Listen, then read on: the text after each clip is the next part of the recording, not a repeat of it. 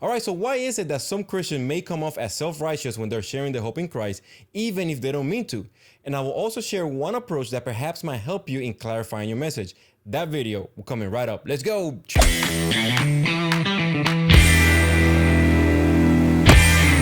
Hey, welcome to Bible Stories My Dad Told Me. My name is Luis Feliz and I am that dad.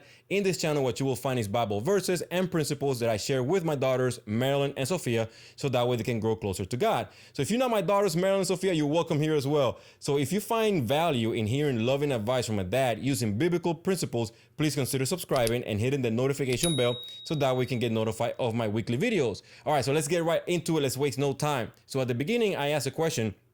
Why is it that some Christians may come off as self-righteous when they're sharing their hope in Christ, even if they don't mean to? Again, and this has happened to me, and I'm pretty sure it's happened to you. So how do you manage that? Like, how do you rescue that conversation when somebody's interpreting what you said as self-righteous?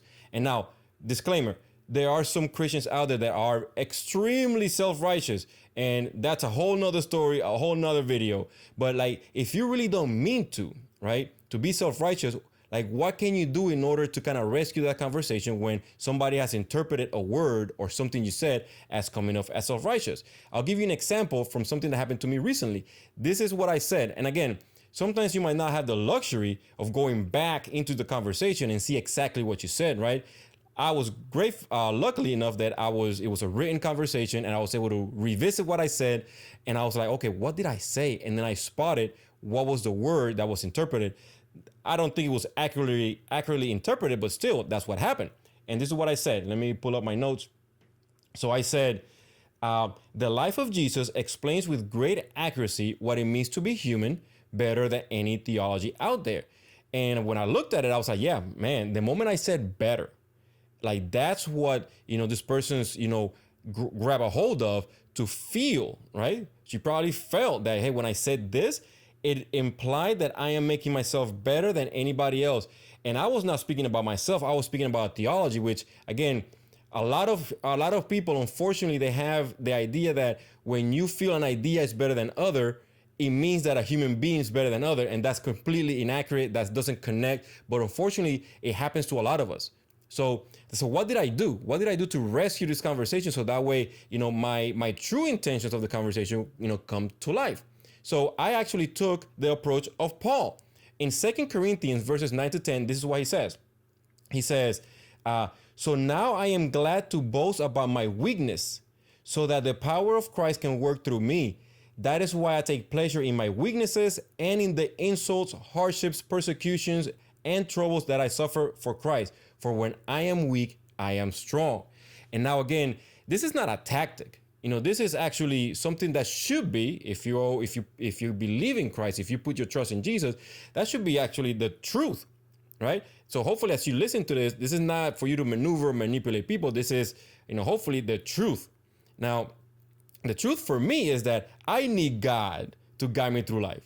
I need the life of Jesus to be true, because when I look within myself, what I find is hate, destruction, pain, suffering, and a bunch of horrible things that really, don't make life pleasurable.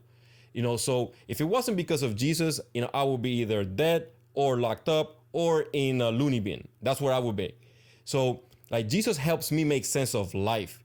It guides me. So when we truly, share the hope of Christ, it is that, listen, I am admitting that I don't have it figured out. As a person, as an individual, I feel that I'm worse than anybody else, but it's thanks to Christ that I feel that I can be in contribution to society and the world, that I can find my purpose, I can find my meaning in life, what's going to happen after I die, and, my beginning, my source, like, why am I here? I find that in Christ.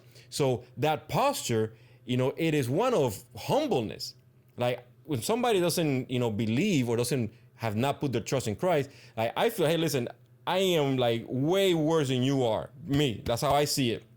Because I need help. Perhaps you have found a way to figure it out. That's awesome. But I know I need help outside of myself, and I find that in Jesus. So that is the approach. Now, I am curious to see like what approach do you take when somebody misinterprets what you are saying? And again, some people intentionally are self-righteous. Again, that's a different conversation. But if you honestly don't mean to be self-righteous, but people interpret your message as self-righteous, share your insights, your thoughts. I would love to hear what approach do you take to kind of rescue conversations that have gone south because you said something that was taken out of context. So that is it, my friends, family, Sophia, Marilyn. Hopefully you found value in this video. If you did, please give it a thumbs up. Again, consider subscribing. And if anything else, I'll see you in the next video. God bless you. Peace out. Bye.